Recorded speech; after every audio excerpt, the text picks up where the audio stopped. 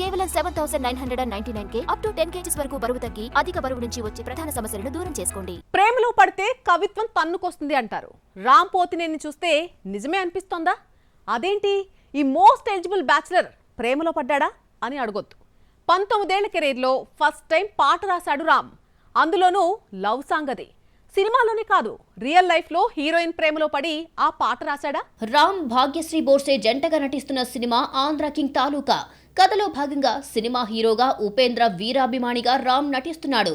కథ వరకే రామ్ ఆంధ్ర కింగ్ తాలూకా, బయట మాత్రం భాగ్యశ్రీ బోర్సే తాలూకా. అర్జున్ రెడ్డిలా చెప్పాలంటే ఇది నా పిల్ల. అంతలా ఈ ఇద్దరు ప్రేమలో పడిపోయారు అన్న న్యూస్ చాలా కాలంగా ఫిలిం ఇండస్ట్రీలో చక్కర్లు కొడుతోంది. రామ్ హీరోగా పరిచయమై 19 ఏళ్లు దాటిందే. 2 దశాబ్దాల పాటు ఒక్క పాట రాయలేదు. ఆంధ్ర కింగ్ తాలూకా కోసం పెన్ను పట్టాడంటే ఆయనలోని ప్రేమ ఇలా రాయించిందా అంటూ గుసగుసలు వినిపిస్తున్నాయి.